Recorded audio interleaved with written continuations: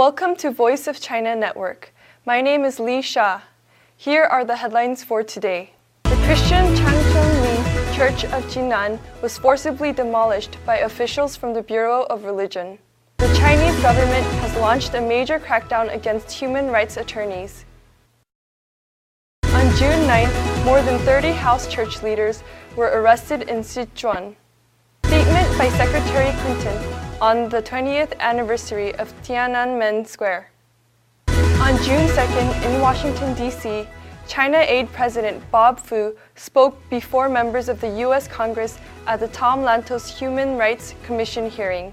Chinese Christian leaders and others gathered for a solemn assembly in Washington, D.C. in the evening of June 4, 2009 for the 20 years anniversary after the massacre in Tiananmen Square. Here are the details. News report. News from China Aid. June 15, 2009.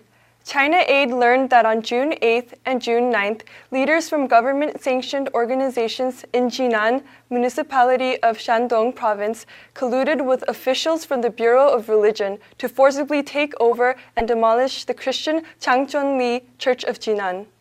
The China Christian Council and Three Self-Patriotic Movement signed a secret deal with the government and real estate developers to close the church without informing the church members or the pastor. News from Beijing. The Chinese government has launched a major crackdown against human rights attorneys, canceling or refusing to renew the licenses of at least 21 attorneys who have challenged the communist government's abuse of Chinese citizens.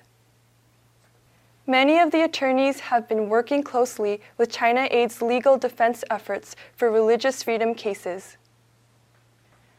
News from Sichuan.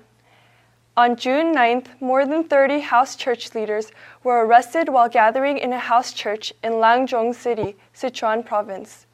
13 leaders were given 15 days of administrative detention, and 5 of the leaders were placed under criminal detention. The other leaders were released.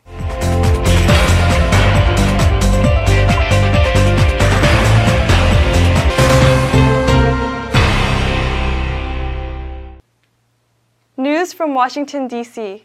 Statement by Secretary Clinton. Message on the 20th anniversary of Tiananmen Square.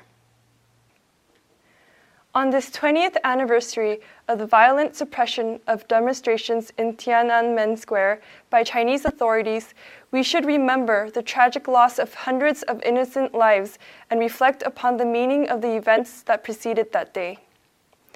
Hundreds of thousands of protesters took to the streets for weeks in Beijing and around the country, first to honor the late reformist leader Hu Yaobang, and then to demand basic rights denied to them. This anniversary provides an opportunity for Chinese authorities to release from prison all those still serving sentences in connection with the events surrounding June 4, 1989. We urge China to cease the harassment of participants in the demonstrations and begin dialogue with the family members of victims, including the Tiananmen mothers. China can honor the memory of that day by moving to give the rule of law, protection of internationally recognized human rights, and democratic development the same priority as it has given to economic reform. News from USA. On June 2nd, in Washington, D.C., China Aid President Bob Fu spoke before members of the U.S. Congress at the Tom Lantos Human Rights Commission hearing, 20 years after the crackdown, Tiananmen Square, and human rights in China. Bob Fu joined other former student leaders in the movement, Fang Zhen, Zhou Fengsuo, Wang Yuzai, to share their experiences and insights regarding the students' movement and their vision for the future of China. More details. There are thousands of stories connected to the 1989 events we now refer to as Tiananmen Square. And as we begin our hearing, I would like to take a moment to remember the hundreds, perhaps thousands, who were murdered in Tiananmen Square or later imprisoned or sent into exile.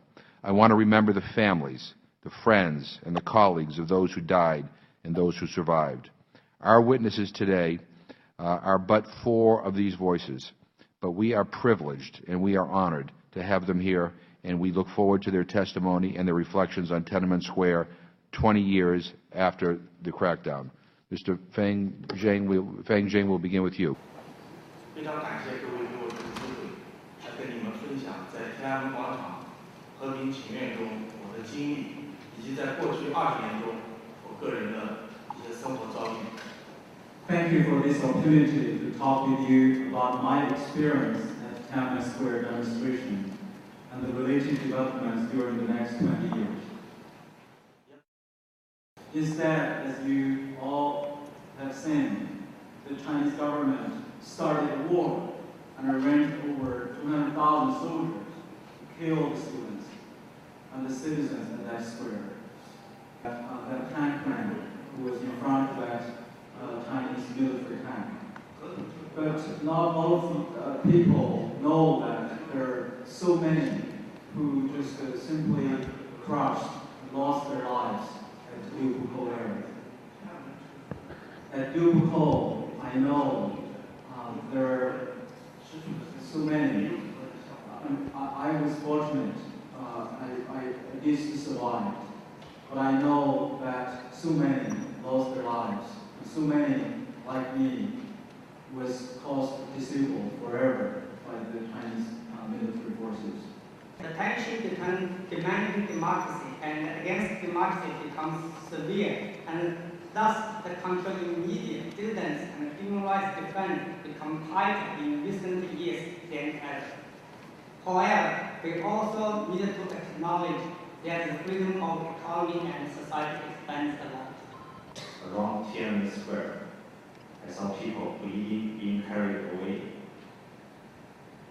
Even as all this was happening, I couldn't believe it.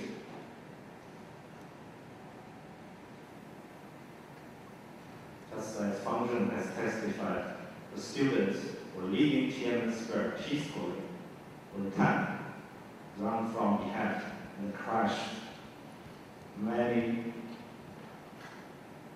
people who are as young as I was. I was asked to speak up about my experience at Tiananmen Square, the movement itself, and the discussion of this question, how do we go from